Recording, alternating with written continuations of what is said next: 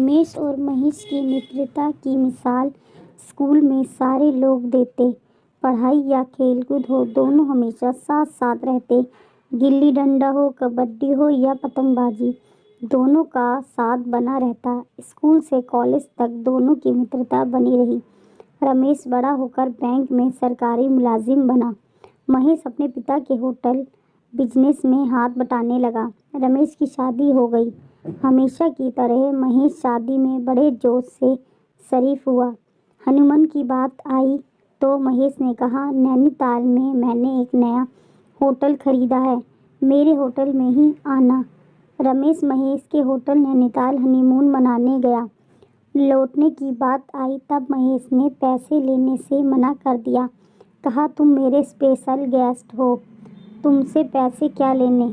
उल्टे लौटते वक्त महेश ने भाभी जी को सोने की अंगूठी गिफ्ट के तौर पर थमा दी। रमेश बड़ी खुशी खुशी लौट आया।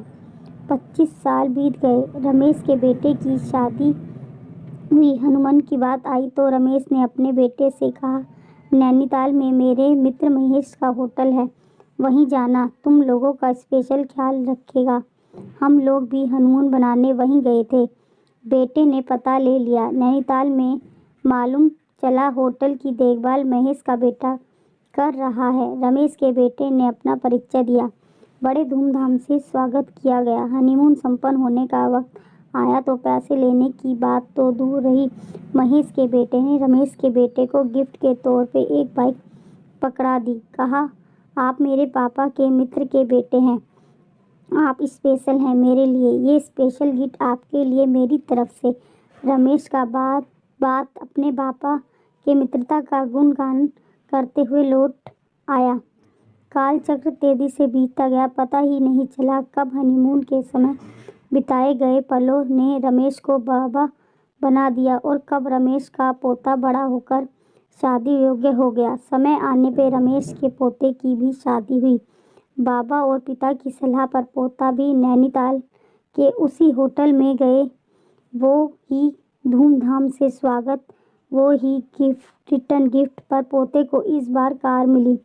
पोता का दिमाग ठनका। उस समय महेश का पोता कारोबार संभाल रहा था। उसका कॉलर पकड़कर रमेश के पोते ने पूछताछ की, पर महेश का पोता वहीं बता रहा था कि आपसे रिश्ता बाबा के ज़माने से है। स्पेशल गैस स्पेशल के तौर पर गाड़ी दी जा रही है।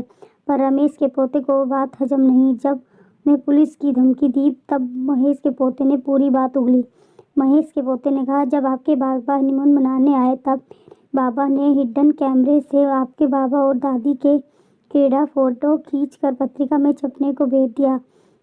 उस पत्रिकाओं के बिकने से जो आमदनी हुई उससे 10% से अंगूठी खरीदकर आपकी दादी को दिया था। रमेश के पोते ने पूछा, मेरे माता पिता के साथ क्या किया। महेश के पोते का जवाब मिला, आपके माता पिता के काम क्रीड़ा का वीडियो बनाकर बाजार में बेच दिया गया। उससे जो आमदनी हुई थी उससे 10% हिस्से से बाइक खरीद के पिता को दिया गया था। रमेश के पोते का माथा ठनक गया। उसने पूछा, मुझे कार दिया जा रहा है, मेरे साथ क्या किया तूने। महेश के पोते ने डरते डरते कहा, अभी टेक्नोलॉजी एडवांस हो गई है, आप स्पेशल गेस्ट थे, आप दोनों के काम क्रीड़ा का लाइव टेलीकास्ट किया, कार स्पेशल ऑफर के तहत प्रदान की जा रही है।